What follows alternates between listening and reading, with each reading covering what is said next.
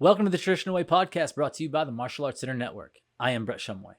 I want to thank you guys for tuning in once again and your continued support of the network and all the great programming that we have. Please continue to like, share, and comment on this one and all of our shows. On this episode, we are going to cover the results from the African Youth Continental Championships that took place September 6th through the 8th in Tunis, Tunisia, as well as cover the Karate 1 Series A event that took place on September 13th through the 15th in Salzburg, Austria. I want to start by talking about the Series A. Now, this event is the last one of the 2025 season, and it brought out some athletes that you wouldn't generally see in the Series A. A lot of top 10 ranked athletes that usually stay on the Premier League where, to be fair, they've earned their guaranteed spot on that league, and they generally just stay where they can get the 6 multiplier for the points. However, some of them decided to come out, and it's really interesting to see why, because you don't generally see that. Now, there's a couple of scenarios that could explain it, but I got to believe only 2 are really viable, right? Number one, the Premier League ended so early this year, and most of them finished up their Continental Championships already, and they just want to stay active, right? This is a sport where activity matters.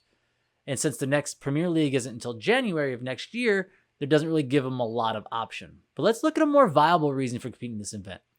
With a couple of top deep athletes, and other than the Asian Continental Championships, there's nothing left for the veterans divisions to grab points this year. But this event would be a great way for them to up their rankings prior to next year's Premier League. For example, let's take a look at the minus 55 kilogram division. As we've discussed on earlier shows, Angelica Toluga is out. A win at Salzburg could move Mia Beich or Valentina Meneses into that world number 1 spot. They're both within the point margin where they could do that with a win in Salzburg. Also, you got to think in the over 68 kilogram division, you got Joanna Kinnear. A win in Salzburg puts her very close to that number 1 position. However, the same cannot be said for Ariel Torres' presence in Salzburg. He is currently number 2, and there's no way he's going to catch number 1 at this point, right? But what he can do is secure enough points to keep him comfortably in that number 2 spot, which currently Ali Sofoglu, the world number 3, is only 30 points behind him. So a comfortable second place spot ensures that he doesn't see the world number 1 at the Premier League until the finals. And after making it to his first Premier League final last season, this is something that Ariel needs to do on a more consistent basis. So making sure that the number 1 is on the other side of the bracket is not a bad thing. And it's actually a very smart move for Ariel to make sure that he doesn't see Kokoro until the final. But before we discuss what happens on the Series A, let's take a look at who won those continental titles for the African Karate Federation. We start in the minus 47 kilogram division with an upset as world number 2 Malak Afifi loses by Senshu to newcomer Letisa Hossein in the final matchup. Habiba Isa wins her first WKF medal, winning the final of the minus 54 kilogram division 2-0. The minus 61 kilogram division found Norhan Al Morsi improved from last year's bronze medal as she narrowly won the final matchup by 1 point. Roha Mohammed would win her first ever medal in the WKF by a 1-0 victory in the final of the over 61 kilogram division. The boys started out with newcomer Amen Benketa winning the minus 52 kilogram division after his opponent would be disqualified due to penalties. The minus 57 kilogram division saw another newcomer win as Sohab Azibu would win 6-2 in the final match. Serene Nindago would win a tight matchup in the minus 63 kilogram final 2-1 for his first WKF medal. The minus 70 kilogram division saw an exciting matchup where Ali God won 7-6 for his first WKF medal, and in the over 70 kilogram division, Mohamedou Touré would secure his first medal with a 4-2 win in the final. The female kata division wasn't even close as Rimas Asi would completely dominate this division. The young Shida-Ru stylist would breeze through the competition, winning the final matchup by 3.1 points and her first WF gold medal. In the male kata division, world number 4 Adam Elalithi would improve from last year's silver as the Shotokan stylist would win a heavy Shotokan division where only one competitor in the division didn't do Shotokan. Adam won the final matchup by 1.6 points as his Unsu was the best kata of the day. It is to note here that every win in the cadet division was that athlete's first continental title. In the minus 48 kilogram division, Nadia Abel Nazir steps up into the juniors to repeat as the continental champion as she wins the final 3-0. The minus 53 kilogram division found Chichaku Kamba win her first UFAK title as her opponent got DQ'd due to penalties in the final matchup. World number 2, Jana El Said, would repeat from last year, this time in the juniors, as she won the final of the minus 59 kilogram division by 1 point. The minus 66 kilogram division saw Mariam Tantawi win her first medal in the juniors, as last year's cadet bronze medalist would win the final matchup by decision. And in the over 66 kilogram division, Malak El Barbari would win her first UFAK title to match her 3 silvers from past year's championships, as she wins the final match 6-0. The young men would start out with last year's cadet champion, Mohammed Es Saidi, win his first medal since stepping up into the juniors, as he won the final of the minus 55 kilogram division 1-0. Another close final in the minus 61 kilogram division, as Abdallah El Tohami improves on his silver in the cadets last year, winning the final by a point. The minus 68 kilogram division saw newcomer Mohammed Ashraf Mohammed win his first time out with a 4-1 victory in the final.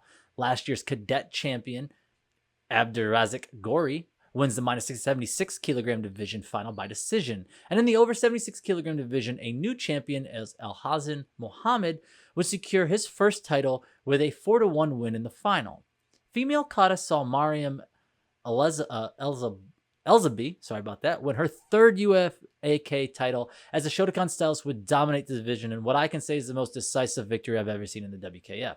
The closest anyone would come to beating her was by losing by 3 full points. She won the final matchup by 4 points. It was much closer competition in the male division, as Ali Dahi would secure his first UFAK title, as the Shotokan stylist would find himself among similar katas once again. This division only had one non-Shotokan competitor. Ali would win the final matchup by 0.7 points. In the minus 50 kilogram division, Rim Duri, who hasn't been active since 2020, returns to beat the world number 7 ranked veteran fighter Ghana Ali 1-0 in the final to secure her first ever WKF medal. Maimona Niang would secure her first UFAK title, winning the minus 55 kilogram division 2-0. In the minus 61 kilogram division, Rama Tolba would win her second UFAK title, as she would win the final matchup 5-2. Last year's junior champion Rayune Budra would narrowly repeat in the minus 68 kilogram division, winning the final by decision.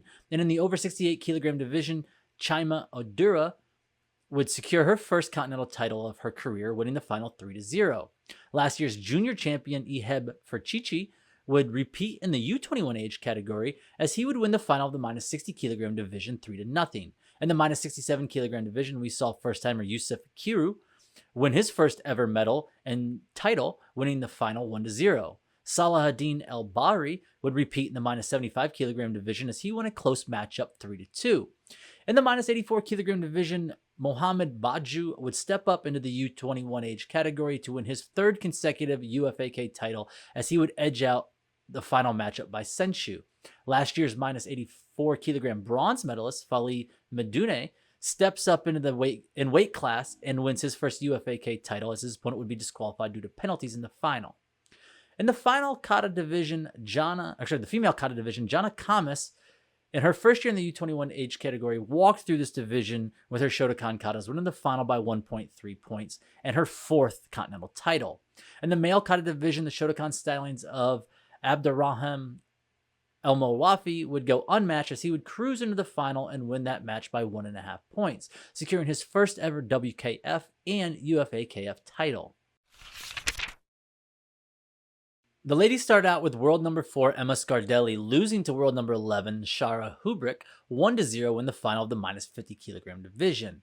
In the minus 55 kilogram division, we saw a lot of upsets, as the world number 2 and 3 would lose early and not see a medal round. And the world number 12 Yvette Goranova, last year's silver medalist at the World Championships, would prevail in this division, winning the final 5-4. The world number 4, Mariam Ajare, would win the minus 61 kilogram division in an exciting final, pulling out a 7-5 victory. The final of the minus 68 kilogram division would find number 16th ranked Pamela Bodine win with a 4-1 score. And in the over 68 kilogram division, the world number 3, Joanna Kinnear, would pull out the gold medal with a 3-2 victory in the final match. The men would start off with an all-Turkish final, where Nuri Kilik would top his countrymen 7-5 to secure the gold. Ukrainian Hinat Pak wins his first medal since 2018 as he took the final of the minus 67 kilogram division 1-0. The minus 75 kilogram division found former grand winner Quinton Mulhausen finding the top of the podium once again, winning the final by a score of 3-1.